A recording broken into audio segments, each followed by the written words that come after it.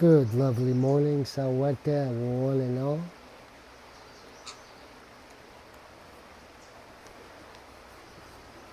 Going to reach out to a couple of heavenlies today, this incredible day of martyrdom. And I want you to think about your family, those who have the faith, those who oblige by the Christian following, the followers of Christ.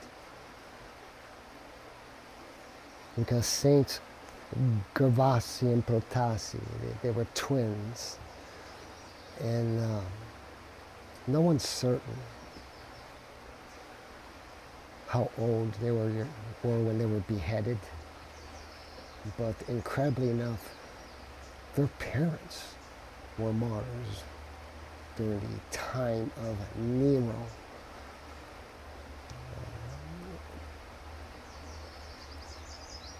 How incredible for them to follow suit, not to leave the faith. So God bless the parents, because that is the seed of your faith, is in your damasal. Whether it's a beautiful, loving establishment, or a violent one, or an ignorant one, or somewhere in between. So reach out to these two youngsters who lost their lives because of their enduring faith. Twins, two brothers.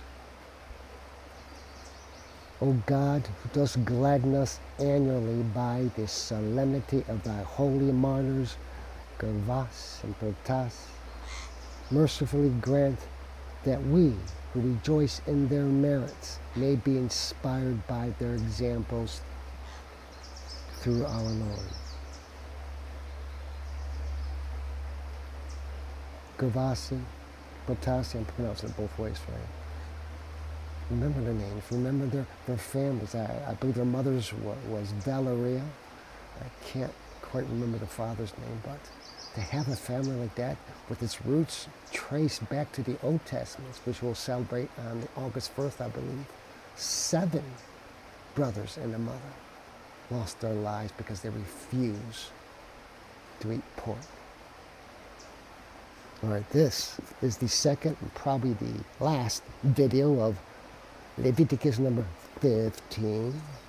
We left off with the impurities, with the blood flow of an impure woman.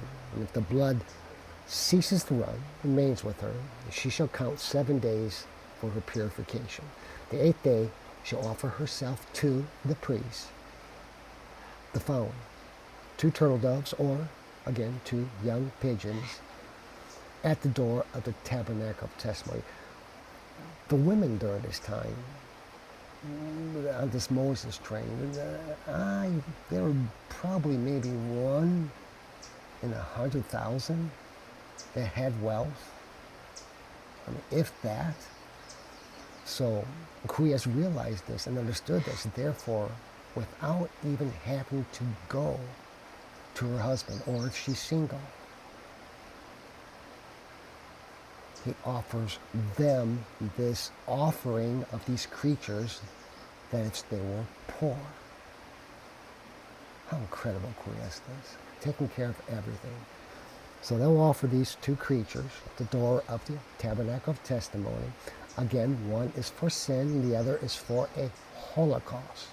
The priest will pray for her before Quias and for her flux of her uncleanness.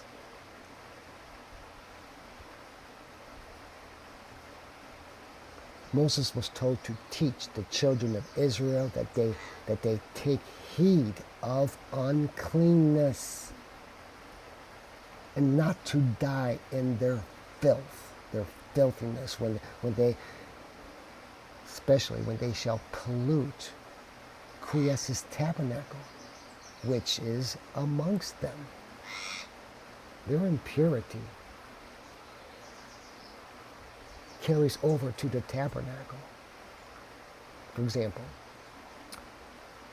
you'll attend the Holy Day every week. You go to Mass. but you've had impure actions, impure thoughts, without confessing, without purifying yourself. This is along the same principle. You should not, if it's a mortal sin or many venial sins, you should not be participating in communion. And let's say you don't. You are still bringing the filthiness into his church. This is what he's talking about. This is why most churches offer the sacrament of confession before the Mass. There should be anyway. Now all of this is called the law of him that hath the flux of seed. This is law number 12 of Moses.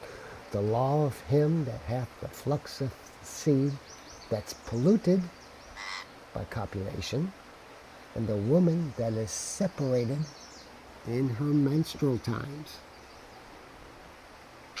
or that hath a continual flux of blood, and the man that's sleeping with her, or men.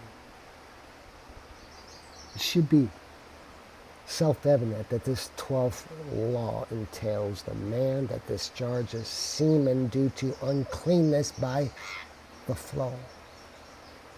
It also pertains to her who is ill in her impurity, and of him who the discharge flows of a male or of a female. And lastly, this 12th law entails the man who lies with an unclean woman. And this here brings us closure. This 12th law of him that has the flux of seed. The 12th law of the laws of Moses, commanded by Quias for Moses to execute amongst the children of Israel and the entire Moses train, not just the Israelites, but everyone who is with them. Again, to remember, to recap, the thing about this, it goes hand in hand with the previous law, with leprosy, uncleanliness. How leprosy began is beyond me at this point. You can research it further if you like, but Moses doesn't stipulate its beginnings, whether it was seeded by Quias or seeded by the devil, quite simply because of filthiness, or not seeded by any spiritual entity, brought upon by man himself. Maybe it's part of our DNA that this develops amongst the human population living in squalor, body and or mind. This is the point to keep in mind. Chris, bless you all. Thank your mother and father for whatever little faith or big faith they have given you as a child, because it is a seed. If you're listening to this, that seed has attached itself to you, and you're trying, you're yearning to learn more, and you're looking for that path. Well, we hope Shepherd Corps can give you that path. Until next we meet, we will begin a new epistle. Number 16 will it be? Until then, Pax Vobis.